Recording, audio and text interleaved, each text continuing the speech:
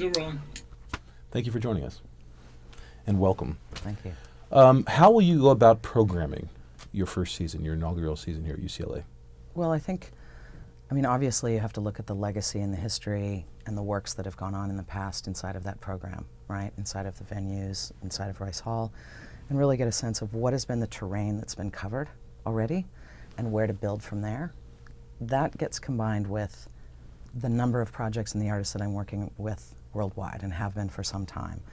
The artists that I know have a very strong universal appeal, or a project that they're working on that's coming out of development and into a ready state. And if we want to be on the front end of that presenting, which is also when they're still kind of learning their material, but it's really important, or if it's at the tail end after everything's done and dusted and topped and polished. So I have to look at all of those things in every genre in the performing arts. But for me, I can't just start, it's not like you're going shopping. It's not like you're pulling stuff off the shelf and seeing if it fits in the hall and wham bam and it's done. It's not my approach to programming. I approach it much more curatorially. So part of that, and the missing ingredient is, because I'm not from Los Angeles, I need to spend time on the ground with people so I can get a feel for what's going on here, where are the yearnings, what is the kind of work that can find a kind of purposeful intention match within different communities and different pockets of communities, and particularly Los Angeles-based artists. So my approach is going to be, how do I shape a whole gestalt for artists coming internationally in theater, dance, music, all the various kinds of genres therein, spoken word. The work that I know has extraordinary international critical appeal and national significance, as well as local significance, and try and make that into a kind of tapestry that holds for the audience that is here, and the audience, of course, that will fly in because of some of the caliber of the work. That's great. So it's a lot of listening. When you put on your first season, will it be primarily or singularly in Royce Hall, or are you looking to do more site-specific or artist-specific work? Well, Royce Hall, I have a custodial responsibility for. And it's a legend. This is a hall that's known around the world. It's immense, and it's, well, depending on what genre you're looking at. But so one thing is making sure that I'm programming for the natural, inherent strengths of Royce Hall. But that means that an artist has to be making work that's ready for that scale, stage, dimensionality. I also think that there are a number of other venues around the campus and just out on the outskirts of the campus, and frankly, around this city, that I think may enable us a lot of different kinds of mobility. Mobility where we can take work to audiences in different pockets and different areas, as well as artists who are making work for smaller scale or, as you said, site-specific ideas.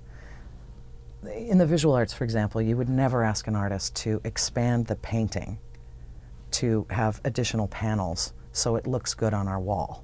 Do you know what I mean? You're holding the painting as the artist's integrity and vision meant that painting to be seen, whether it's big, small, immense, tiny. In the performing arts, that tends to get a little bit shuffled around, and artists have to adjust their work to a venue. I want to make sure artists are not losing their integrity of purpose and their purposeful intent and their vision just to suit one venue. So I want to match it appropriate to what those ideas are. And a lot of artists are working in a scale now where they want to know that they can feel the person in the back row. And if it's too far away, then the work's not going to hold well. Do you know what I mean?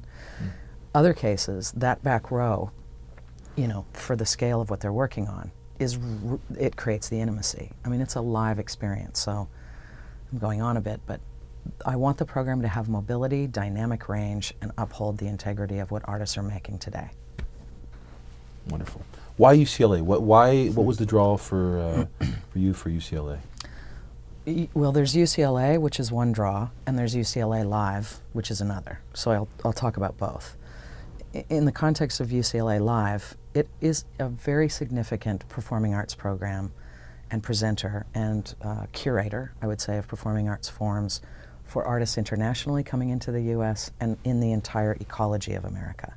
So you have a handful of arts organizations that are presenting performing arts with a very strong point of view, not just shopping and booking the hall, but really a point of view about what art means in society and what the potential of these voices are to us as human beings. UCLA Live historically has been significant in that way, and I think particularly as it's moved into a more a greater level of depth of contemporary practice in theater and in dance and so on and so forth, instead of just kind of popular appeal. So it's very significant, and that to me is a draw. It's a draw because you want to make sure that it continues to stand strong, because it does affect other organizations around the country where we can create collaborations, especially when it comes to international work, or an artist of very strong capacity and extraordinary vision that needs multiple presenting organizations to put in to help support that project so that it becomes part of our vernacular and our history as a nation. So that is to me a very important appeal and also responsibility. And when I think of it, UCLA Live is a little bit different as a university presenter in the performing arts because it's particularly connected to some kind of an ethos that I think exists very strongly in UCLA. It's a research university. It is in pursuit of new knowledge as much as it is upholding the knowledge that informs new knowledge, right? So it's not just about talking reflectively, it's about a voracious appetite for new knowledge that affects and can move into society in positive ways. That culture of a university education research model and a presenter of artistic forms to a society seems to me, I mean, it gets me excited. The potential seems immense. Do you think that is there any way that you ingest or that the some of the research, the active research that's going on with the university influences some of the types of work that come in here? Well, I haven't been here long enough to know all the details of the kind of research that's going on. But what I know is that when you're around, it doesn't matter if you're in a research university or in a pub, frankly. When people come together because they are actively paying attention, they're listening, they're trying new things, they're experimenting, they're exploring, they're doing it with the underpinning of a betterment to a society. It's a pursuit of something beyond yourself, the pursuit of something beyond self-gain that I love being around and that I think artists do as well. Yes, there can be immense success and accolades and fame and all those things, but at its core intention, it's usually not just self-betterment. It's betterment through human endeavor and risk and vulnerability and pursuit that you're meant to put into the world as a means of giving it away for the use of others. Let's talk a little bit more about that. What kind of environment, because you're talking a little bit about environment of audience and also performer. Is there, do you have a particular angle or philosophy about what kind of environment you want to create for the audience and also the artist? Well, I'll talk about it structurally and then I guess I can talk about it more ephemerally, but the kind of environment that I often want to create for the artists is first of all that they know that their idea is not being sacrificed, that it isn't being asked to trim the edges, cut the corners, you know, add a little star factor here or there. This is the idea that they have created in the pursuit of some form of expressive truth, right? So the environment for the audience, I mean for the artist, to me is about upholding their idea, upholding their vision, and making sure that they know that I'm also cultivating an audience for that. I'm providing context around it. It's not just, am I going to dig it? You know, it's really about why is this artist functioning in this way at this time, pursuing these things in these ways in this country or this city, you know, in each of their art forms, so that we have a lot of different ways of understanding their process through what we see its result being at that particular moment. For audiences, I think by having a context around what it is, you don't get put into just the pole of, am I going to like it? Is it going to be worth my money? Do you know what I mean? Or am I not going to like it because I hate that kind of thing? It's about why wanting to lean forward to receive somebody else's ideas is worth spending time and energy in. So to me, it's about, with audiences, cultivating a sense of welcome, a sense of curiosity, about not feeling like you have to absolutely understand what everything means, but can actually be liberated by what it makes bounce around inside of your system, and that's welcome, that's actually desired. It's not just about waiting for somebody to play off key, do you know what I mean? Or hearing the absolute pinnacle of a violin moment, which can be extraordinary and awe-inspiring, but really also that piece of saying, why does that violinist play for their entire life to get to this moment, to do that composition? You know, and if it's jazz, it's another thing, and if it's dance, it's another thing, and if it's, you know, Gestalt theater, it's another thing. But I feel like a welcoming of voracious curiosity and voracious inquiry and leaning forward instead of leaning back is the kind of audience that I cultivate for these artists. Is there a place right now in this world that is embracing austerity measures in countries from the UK, Ireland? Is there a place for the arts in this world where everyone's broke? Is it essential or is it non-essential? The arts are utterly essential. It's essential because essentially what they do, what artists do, is reflect the human condition. And sometimes if we only have our human condition reflected to us by ourselves, we're preoccupied with urgent driving needs, our stereotypes, our fears. We don't really have another vehicle through which to go, how can I reframe the way in which I perceive the world? Artists are translators for that. And so it's essential because it causes us to get out of ourself and out of our own, you know, sort of daily worries and woes. Even if it's an artist who is there to exercise a lament, you know, a deep cultural lament, we can feel that doing something important to our own internal system, even if our laments are different. You know, how do I pay for my kids' college? Maybe a lament of one person. How do I get my kid out of a refugee camp can be another lament. But the sound of a lament coming through an artistic voice releases something. It's like salve, you know. Same thing, beauty, a reconnection to things that are beautiful. The beauty of the human body moving in a liberated way through space that's articulate and spatially aware can change the way we feel about being crammed on a bus. You know, I mean, the release of these things are really real. Political diatribes. I mean, when I was working in Australia, it was very interesting because I was the first American at the Melbourne International Arts Festival to be in an artistic director role at a time in which anti-American sentiment was rather high due to Bush's invasion of Iraq and a variety of other things like that. And what was interesting about it is that some of the American artists that I had presented, they're master choreographers and theater makers from the US and France and everywhere else, were very, very politically aimed at discussing what this meant in the world, right? But it was vitally important because what the media can't do is give us the elements of what things feel like, right? Artists do, and sometimes it helps reframe. And in that context, most of the Australians really felt like 100% of the American public were absolutely behind that situation. And it made them start to feel like we thought we knew the Yanks and now we think we don't. When you see artists coming in and questioning aspects of government and questioning, you know, policy measures and questioning war from an American accent in another country, it reminds them that people are still thinking, breathing, questioning, concerned beings. This is an important thing to be involved in.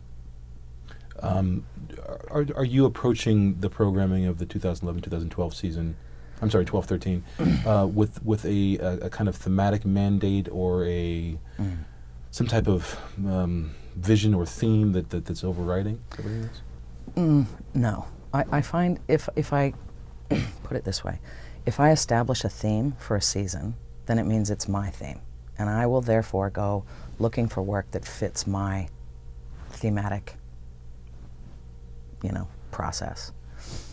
Instead, what I do is try and find the work that is very, very high caliber. It's pushing at the fence line of what's familiar, usually to us, expanding different capacities of art forms and doing so in a very articulate way across different genres, disciplines, gender, race, nationality, age. So what happens, though, is that when you find that you're working with artists in their current work, not remounting works from 20 years ago, but current work, which doesn't mean that I don't think remounting work is valid. You find actually at the end that when you look at all these things that you just know are so extraordinary in process and in result, there is commonality that often runs through because it's reflecting current concerns, preoccupations, imaginative ideas through an artistic community globally. And these concerns and issues and thoughts and processes, whilst very different under the hands of the unique voice of an artist, still do tend to show different kinds of paths. A lot of work that is happening in the arts community, I think, right now is preoccupied with aspects of transformation, things that kind of reconnect us to beauty. There's a lot of different kinds of work that's happening, obviously, but artists are often preoccupied with similar things through different cultural vantage points and artistic vantage points. So I won't go start shopping for a theme, but I will make sure that the tapestry that's woven of all these different threads holds together in a way that give a lot of different kinds of people a way in. That's great. Do you want to add anything else? Well, a couple of things I could probably do. Let's do it. Okay. Allison, I don't know if you're going to need them or not, but come on, let's go, because it might take us off in a whole nother direction, which is exciting. One of the things when I think about coming up with the programming is that the local artist populations, because I'm starting to understand that Los Angeles is like a whole bunch of cities within a city that make up a city, and they have their distinct character and flavor. And the other thing that I find about Los Angeles that I wouldn't have known coming from New York or Melbourne or anywhere else is that, until I've been here, is that it's not that people like their enclaves only, it's that the traffic blocks. I mean, there's actual physical barriers for people easily navigating their city, city of cities. But what to me is really important is I can feel people here. They're leaning forward. They'd love to. It's just a little too hard on the traffic front. Do you know what I mean? Mm-hmm. But that disposition, because I will be the person who goes, of course, across all of this so I can get my hands on different kinds of things.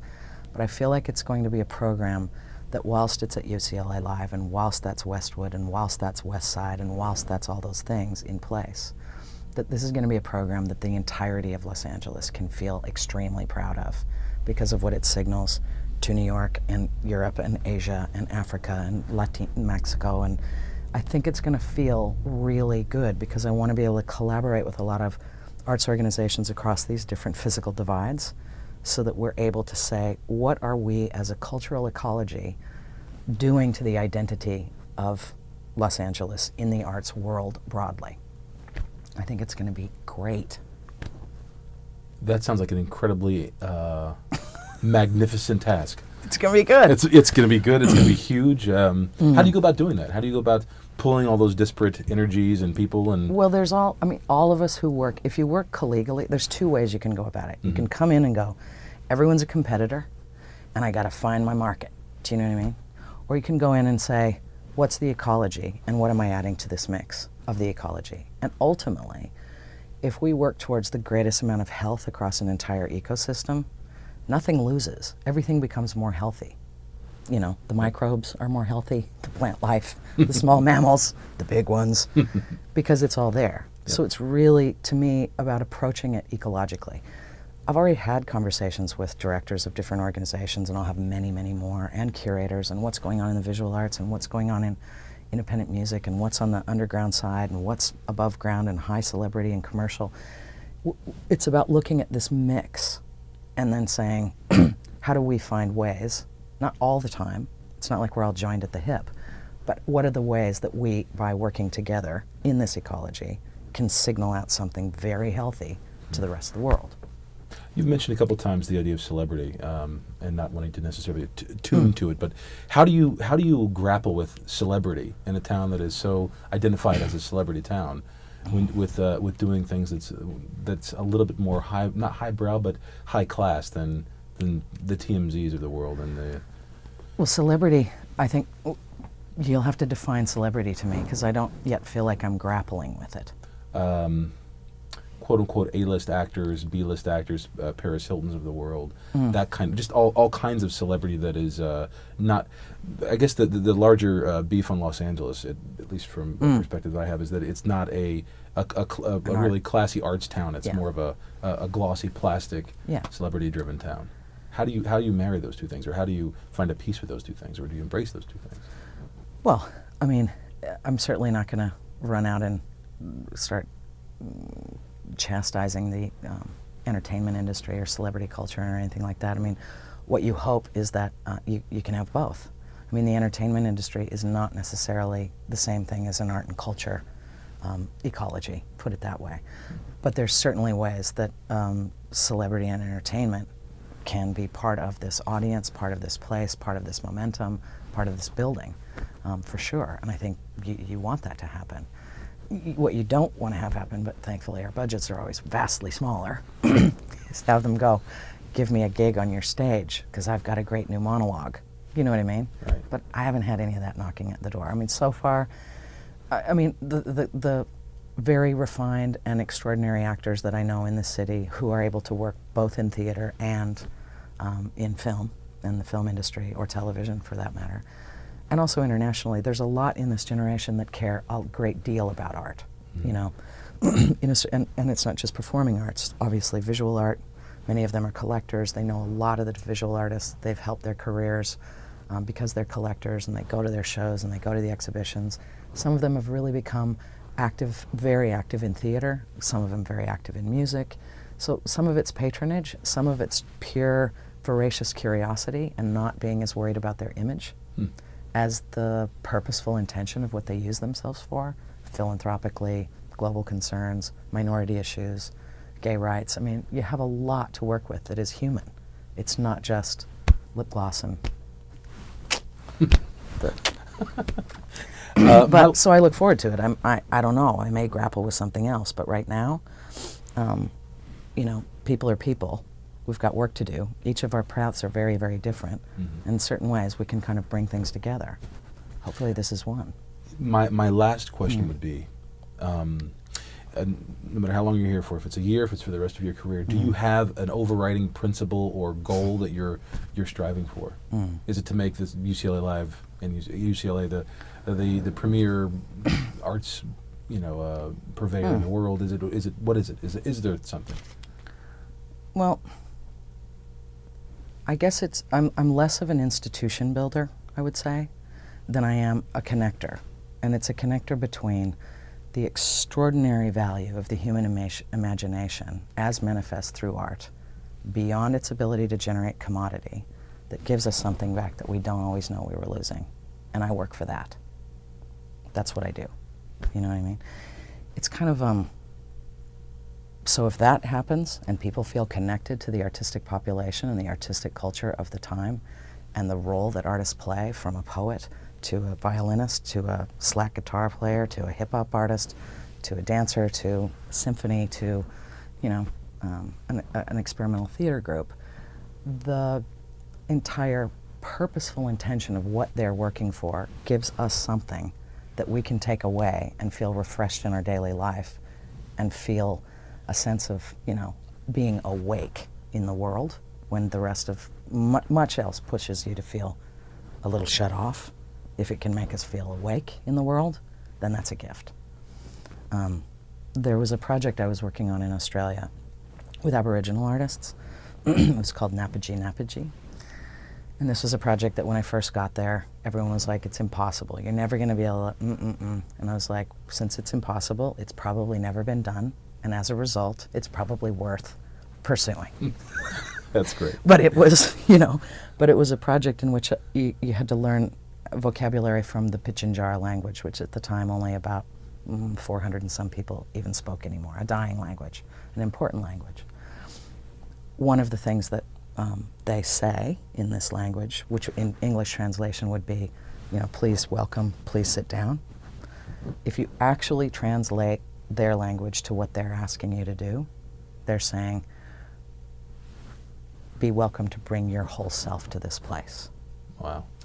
So I tend to think about that when I'm thinking of things. I think of, how do I bring my whole self to this place, in this moment, in this time? And how do I ask others to do the same? Artists, patrons, audience, students, people who run the 7-Eleven stores, and drivers, and us. how do we bring our whole self to this place? That's great. That's great. One last thing I'll ask, if Allison has anything else. Allison, do you have anything else? Allison has a couple things for him. Do you have time for a couple more? I guess. I don't know what time it is. One of the things I wanted to ask you is you've been active as an artist yourself. You've been a singer and I think a playwright and I guess a filmmaker. What are some of the Visual artist, printmaking, installations. How does that sort of connect to? Do you still do those things, or does it just inform what you do now? Yeah, I mean, I think myself Sorry, as hold on. Let me get the intercom and then. Thank you. I think myself as an artist. I've worked in a lot of different disciplines. I wouldn't call myself a master of any by any stretch. But what for me is important, I suppose, or what informs my role as an executive and artistic director and curator by being an artist, is that I kind of approach every project with a recognition of what an artist is going to need to manifest those ideas, to take a risk, to be provocative, to find subtlety. So my own art is usually about finding a home for an idea, which can lead me to printmaking or an installation or choreographing a dance or whatever. I'll have to learn an entire discipline or an art medium just because I know it's the right home for that idea. Yeah. But most of my artistic life is scribbled on the back of napkins and sits in a vault and will never see the light of day.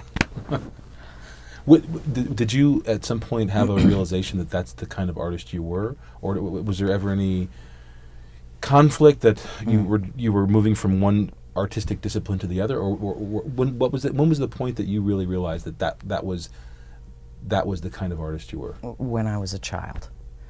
You know, I could draw and I loved drawing and I loved doing that, but it was usually because I wanted to cheer up my mom, or, do you know what I mean? I was really good at pottery, I was really good at making things. I just had a kind of knack for it.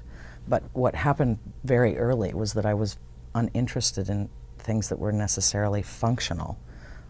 You know, like if I was making something in my mother's pottery studio or something, or in my grandmother's flower arrangement shack or whatever, driftwood carving, whatever, was that I would end up making the thing that was abstract, but it was the thing that people felt something about.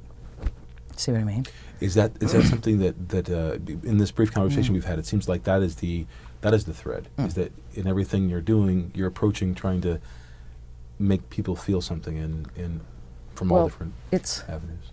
It's sort of we derive meaning from so many different kinds of things, right? So a lot of what you may be taught, like when I was in did my master's, it was in playwriting and theater directing. My undergrad was in independent experimental film, and I minored in visual art. I was very active, and I didn't want to let any creative possibility miss me. Do you know what I mean? But I needed a lot of tools. But to me, I think what it is that in an artistic life, artists aren't pursuing an outcome that they already know, or they won't do it. If you already know what's going to happen by doing the thing, you don't need to put yourself through the process of making it, right? You're not going to have focus groups on how to end your thing, any of that kind of stuff. You really don't know. So it means you are constantly trying to put as much expressive possibility inside of these things. If you know what it's all going to be in the end, why go to the hard effort to make it? So that to me is a way, it's a way of seeing the world, because you're constantly curious, you're constantly looking and thinking and finding and seeking, and then trying to take all that and make something from it that will have meaning in some way to another, someone else. Which is ironic, because you're talking about basically art as a vehicle for self-discovery or exploration, which is a very personal thing, but effectively, if done right, it then resonates universally or reaches out to other people. Yeah, but you don't know. Like, it's different if you're pursuing, well, let's say, an entertainment model. For people to be entertained in different cultures, there are different mores, principles, colors, lights, movements, you know, musical soundtracks, all those kinds of things for people to feel entertained. And you already know, and then it becomes a craft. It's a craft to get to that series of principles that you know will in that cultural moment, entertain. An artist, and there can be tons of artists involved in that process, and creativity and talent and everything else. But an artist doesn't know the outcome. They know what they feel driven to make. Well, in that regard, is it possible for art, which is one thing, and seemingly an entertainment, which is possibly another, is it possible for them to ever fully agree? Sure. Okay, and let's Yeah, hear it. I mean, art and entertainment certainly can agree. Art can be profoundly entertaining. And when I say art, I'm talking about, dance, theater, music, obviously, and visual art, so on and so forth. So it can be profoundly entertaining. Obviously, entertainment can be entertaining. Entertainment can be completely unentertaining as well. Do you know what I mean? Yes, I do. And we've gone there. Yeah. But they do come together because there is something about creativity and output and so on and so forth.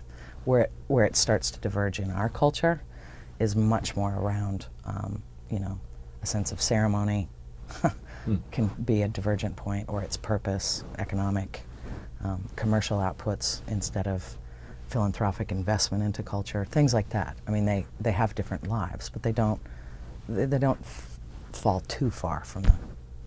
What's the ratio when you're? I don't do ratios. Okay, never mind.